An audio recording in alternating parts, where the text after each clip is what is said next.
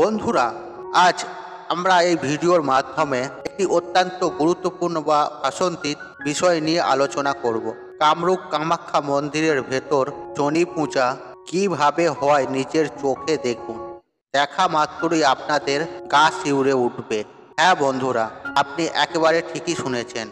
একদিকে পুরো ভারতের প্রচলন রয়েছে যে নারীরা মাসিকের সময় ঈশ্বরের পুজো আরাধনা করতে পারবে না, সাথেও তারা কোনো মন্দিরেও প্রবেশ করতে পারবে না। কিন্তু বন্ধুরা, আমাদের ভারতে আসামে অবস্থিত গুয়াহাটিতে কামাখ্যা এমন একটি মন্দির রয়েছে যেখানে মাসিক ধর্ম হওয়ার পরেও মহিলারা এখানে অনায়াসে যাওয়া আসা করতে পারে, এমনকি মায়ের পুজো আরাধনাও করতে পারে। আর সেই মন্দিরের নাম হয়তো আমরা প্রত্যেকেই জানি, আর তা হলো কামাখ্যা সতীপীঠ।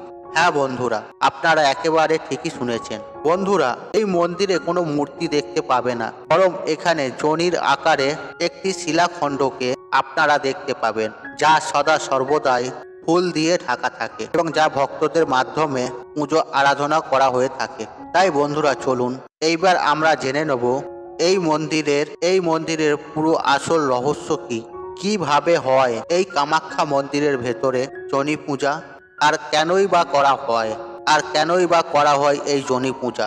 তাই এই প্রসঙ্গে বিস্তারিত জানার আগে আপনাদের বলে রাখি, আপনি যদি আমাদের চ্যানেলে নতুন হয়ে থাকেন তাহলে চ্যানেলটি অবশ্যই সাবস্ক্রাইবার করুন এবং পাশে থাকা নোটিফিকেশন বেল আইকনটি ক্লিক করুন, কারণ আমি বিভিন্ন প্রকারে ভিডিও আপলোড করতে থাকি, যেমন বাস্তু টিপস, টোনা টোটকা, পুজো অর্চনা ও ইত্যাদি ধরনের। আপনার জীবনে থাকা সকল প্রকার সমস্যা সমাধান করতে পারবেন আমার এই ভিডিওর দ্বারা। চলুন এবার মূল আলোচনায় প্রবেশ করা যাক। তবে মূল আলোচনায় প্রবেশ করার আগে আপনারা যদি মা কামাখ্যা দেবীর আশীর্বাদ ও কৃপা পেতে চান তাহলে জয় মা কামাখ্যা দেবীর জয় লিখে কমেন্ট অবশ্যই করবেন। বন্ধুরা, এই কামরূপ কামাখ্যা তথা এই কামাখ্যা সতীপীঠ মায়ের 51টি সতীপীঠের মধ্যে এটি সর্বশ্রেষ্ঠ এবং অন্যতম।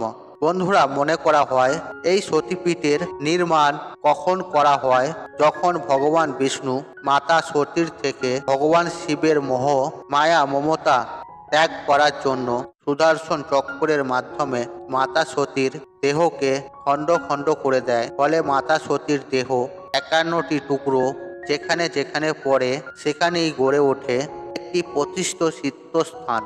এবং শাস্ত্র মতে মনে করা হয় যে এখানে মাতা সতীর যোনি ভাগ পড়েছিল, আর এই কারণে মাতা সতীর এই মন্দির দেবীর যোনির প্রতিনিধিত্ব পুজো করেন। এবার হয়তো অনেকেই ভাবে যে যোনি কি বাজে কথা, কিন্তু বন্ধুরা, আমরা হয়তো ভুলে যাচ্ছি এই মর্ত লোকে আসার রাস্তাই হচ্ছে এই মাতৃযোনি, অর্থাৎ অ্যাস্ট্রাল ডাইমেনশন থেকে ফিজিক্যাল ডাইমেনশনে আসার রাস্তাই হচ্ছে এই মাতৃযোনি। তাই একটি নারীর সব থেকে পবিত্র জায়গা এই স্থানটিকেই মনে করা হয়। শুধু আমাদের বিকারের জন্য, খারাপ বুদ্ধির জন্য আমরা মাথার মধ্যে খারাপ চিন্তা ভাবনা নিয়ে আসি। বন্ধুরা, কল্কি পুরাণে যোগিনী তন্ত্র অনুসারে তান্ত্রিক, মান্ত্রিক ও যোগিনী সাধকের জন্য অম্বুবাচী যোগ পর্ব একটি গুরুত্বপূর্ণ সময়। বন্ধুরা, প্রত্যেক বছর আষাঢ় মাসে মা ভগবতী এখানে রজস্বলা হন। এই সময়ে মায়ের গর্ভগৃহে একটি সাদা কাপড় জড়ানো হয়, আর 3 দিনের জন্য মায়ের মন্দিরের দরজা বন্ধ করে দেওয়া হয়।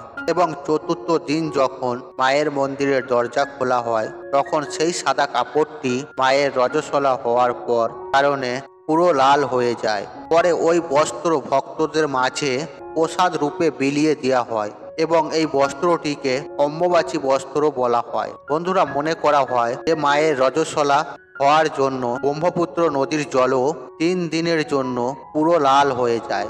দূর দূর থেকে ভক্তরা মায়ের দর্শন করার জন্য এই কামাখ্যা মন্দিরে ছুটে আসেন। এই জগৎ সংসারে প্রত্যেকটি মা সন্তান প্রসবের যে যন্ত্রণা ভোগ করেন, কামরূপ কামাখ্যা মন্দিরের যোনি প্রাপ্য তারই প্রতীক। আর রজস্বলা প্রতিটি সন্তানই তো তার মায়ের রজস্বলা দ্বারাই উৎপন্ন হয়। তাই মায়ের সর্বশ্রেষ্ঠ এই যোনি পূজা। বন্ধুরা, যে মাকে নিজ চোখে দেখে এবং তার সম্পর্কে কুবাক্য ব্যবহার করে তার কোনো গতি লাভ হয় না, সে কেবল নরক যন্ত্রণায় ভোগে। সে যাই হোক বন্ধুরা, এইবার আমি আপনাদের বলি কে এই কামরূপ কামাখ্যা দেবী। কালিকা পুরাণ মতে নরকাসুর নামে একজন ভয়ানক অসুর ছিলেন, যিনি মা লক্ষ্মী সহ 16,000 নারীকে বন্দী করে রেখেছিলেন। আর তখন সেই নরকাসুরের বধ করার জন্য আবির্ভূত হন এক দেবী। তিনি ভগবান শিবের নাভি কমল থেকে আবির্ভূত হন বা হয়েছিলেন। ভগবান শিব সিংহের ওপরে শুয়েছিলেন এবং তার নাভি থেকে আবির্ভূত হন পদ্মাসন, এক জ্যোতির্ময়ী দেবী, যার 6টি মস্তক এবং 12টি হাত। তিনিই নরকাসুরকে বধ করেন এবং শ্রী লক্ষ্মী সহ 16,000 নারীকে তিনি মুক্ত করেন। আর এই দেবীই হলেন মা কামাখ্যা। তিনি সকলের সবকামনা পূরণ করে। তিনিই হলেন দেবী কামাখ্যা। বন্ধুরা, মহাশক্তিপীঠ কামাখ্যা ধামের মহিমা বলে কখনোই শেষ করা সম্ভব নয়। মা কামাখ্যা তার ভক্তদের সকল মনস্কামনা ও মনোবাসনা পূর্ণ করে। মায়ের কৃপায় সুখ, শান্তি, সমৃদ্ধি ও শ্রীবৃদ্ধি ঘটে, সেই সঙ্গে মুখ্য প্রাপ্তি ঘটে। বন্ধুরা, তাই আজকের মতন বিদায় নিলাম। আপনাদের এই ভিডিওটি যদি পছন্দ হয়ে থাকে তাহলে ভিডিওটি লাইক করুন, কমেন্ট করুন এবং বন্ধুদের সাথে শেয়ার অবশ্যই করুন। মনে রাখবেন, আপনার একটি শেয়ার অনেক মানুষকে উপকৃত করে তুলতে পারে। এবং আপনি যদি নতুন হয়ে থাকেন তাহলে চ্যানেলটি অবশ্যই সাবস্ক্রাইবার করবেন এবং পাশে থাকা নোটিফিকেশন বেল আইকনটি ক্লিক করবেন। এই রূপ নিত্য নতুন ভিডিও সবার আগে দেখার জন্য। ঈশ্বর আপনার মঙ্গল করুক। আপনি সুস্থ থাকুন এবং নীরব থাকুন। জয় মা কামাখ্যা, জয় মা কামাখ্যা।